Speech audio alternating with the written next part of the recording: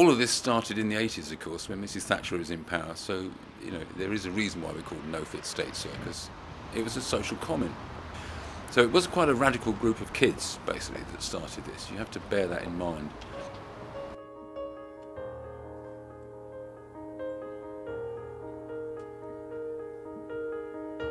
We decided we wanted to capture as much of what we've been up to, why we started, how it developed, where we've been, and how we've grown. To divide the 30 years up, we decided that we're going to put it into chapters. That seemed like a logical thing, to sort of chunk it down into stages of development. So it was really chaotic, and the first thing we did was build a timeline to cover the 30 years, so we kind of slot things into that. So the very first chapter is obviously how it came about, how the people met, how they took up juggling and discovered circus skills.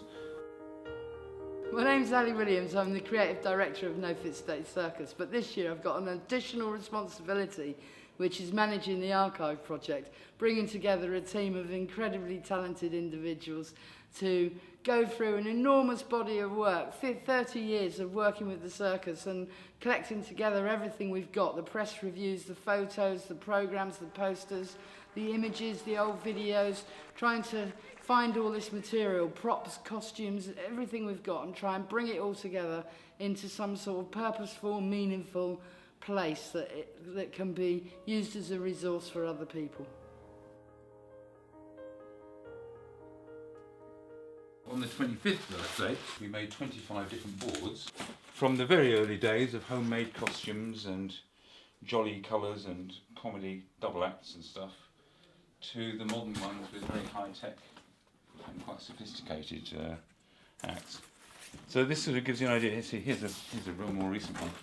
It gives you a different kind of an image of the kind of scale of the productions, the kind of quality of the way we do publicity and the lighting.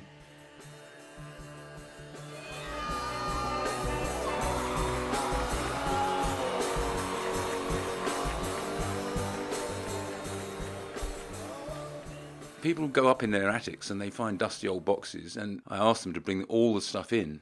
I want them to bring in the dusty old box and let me rummage through it, which is a bit like going through a dead relative's belongings. They don't know what treasure they've got. Even in here, now we've been through it and we've got more detail about what we want, you'll find treasures. These are posters we've got. But look, that's the programme for the Australian tour of BIANCO. That's probably the furthest we've ever been away. And that's a different programme from the one used in the UK. And I got 2 copies. So those now go into a file, which, they've been lost all that time. That's a beautiful bit of artwork for the barricade setup, just to really show you what it looks like.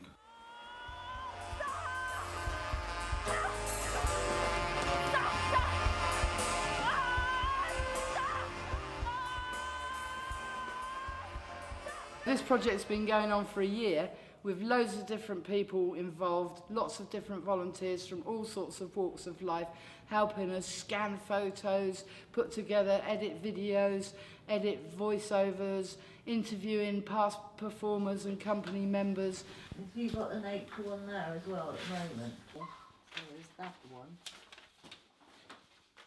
So, shall we go back and look? My job is to coordinate all the volunteers. One of the most important things that we're in the progress of doing are the oral histories. We've all had some training at the Cardiff Story Museum. But it's just practice.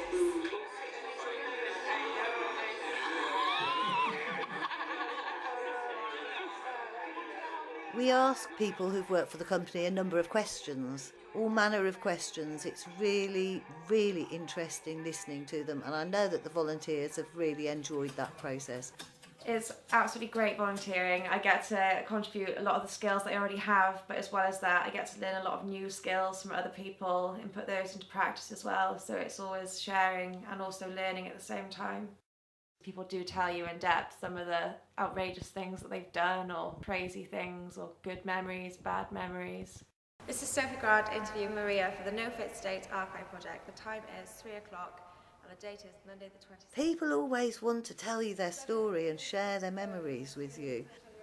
Each audio file has to be edited, and we're currently on something like 200 oral histories. That's a lot of people to talk to.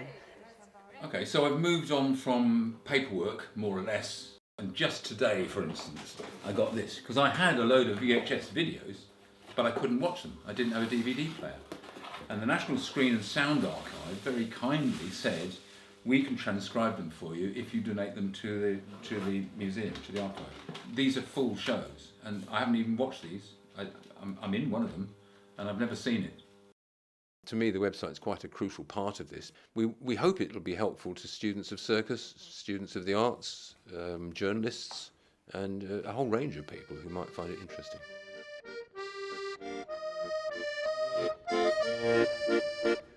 The best bit about my job is definitely connecting with people again after so long and finding the treasures. To go through some of these photographs 25 years on is a pleasure. We've had some really special things turn up. Totally not worth any money, but priceless.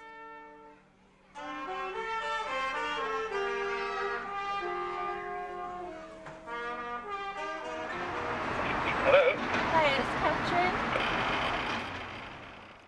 My name is Catherine Greaves. Since about July, I've been working with Lauren Heckler, who's an artist, and we've been working together, developing the content for the exhibition.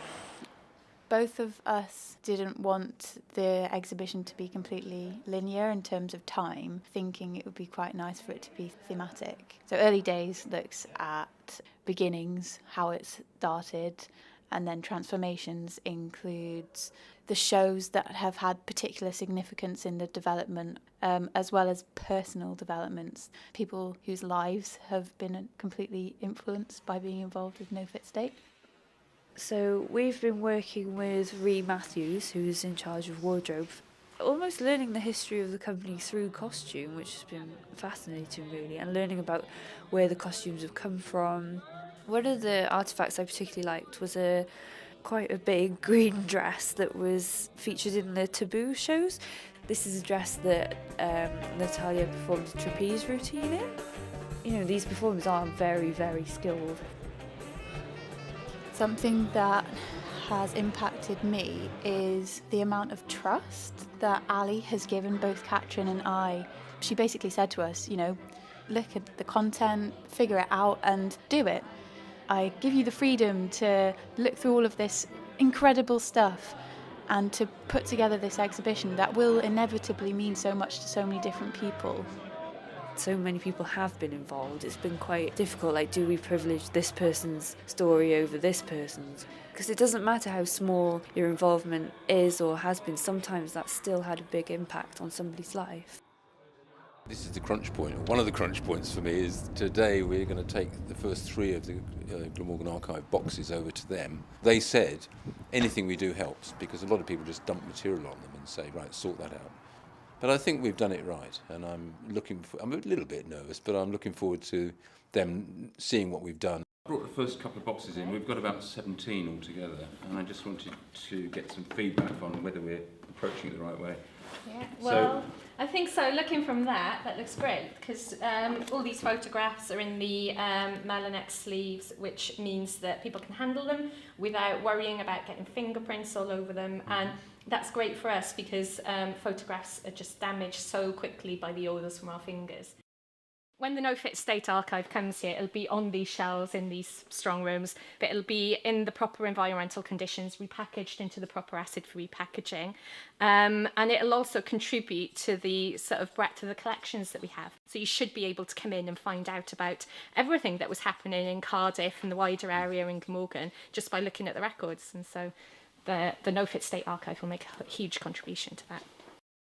It's a flashback to 30 years of my life. Although I've come and gone from the circus, it's really quite a deep history and social history, and it's been a great project to work on.